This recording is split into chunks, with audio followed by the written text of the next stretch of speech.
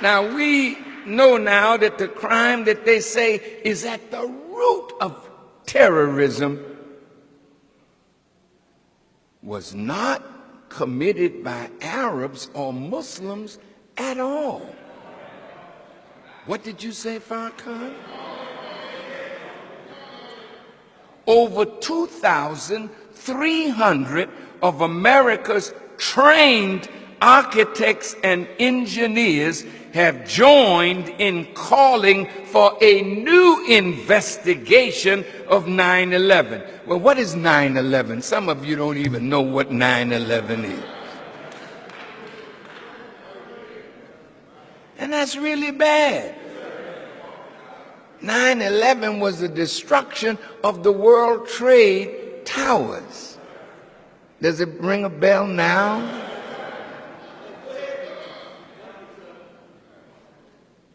They say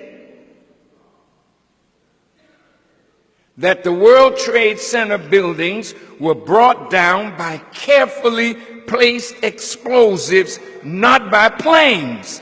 They say that all three buildings had to have been wired with explosive charges long before September the 11th. And this is something that took tremendous sophistication to do, and that sophistication was not with Osama bin Laden or his followers. Listen.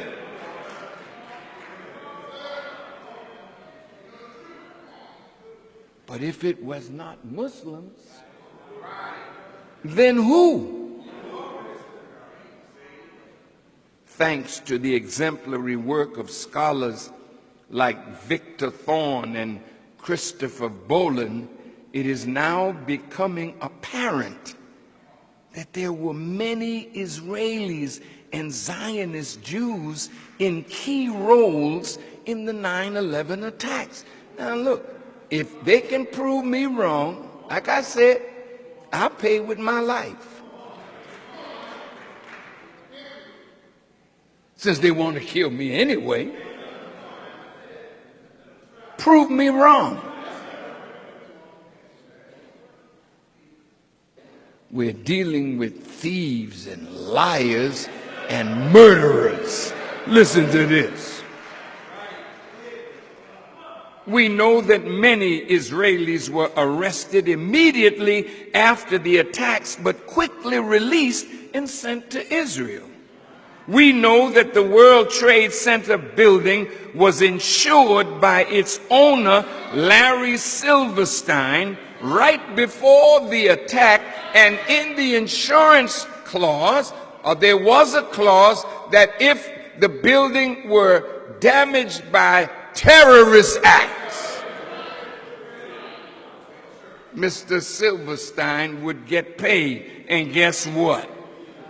Mr. Silverstein got $4.8 billion.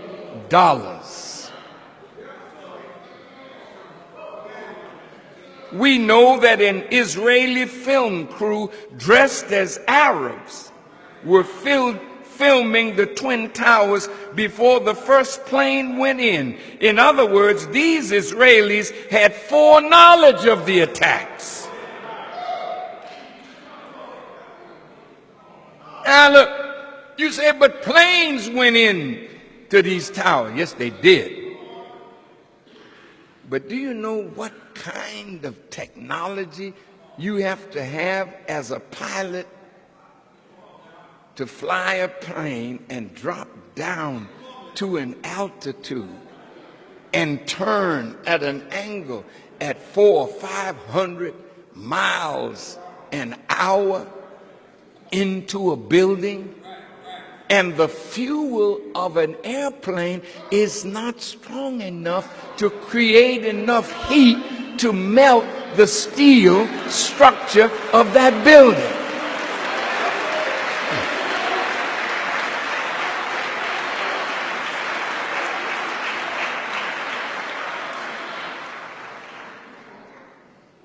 We know that many Jews received a text message not to come to work on September 11th. Who sent that message? that kept them from showing up. Within minutes of the attacks, Ehud Barak, the founder and master of the Israeli military's covert operation force, was in a London studio of the BBC blaming Osama bin Laden and calling for a war on terror.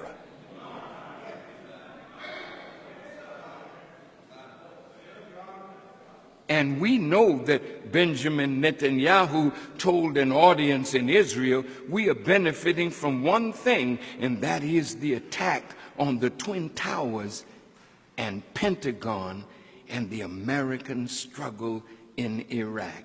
He added that these catastrophes and wars would swing the American public opinion in the favor of Israel.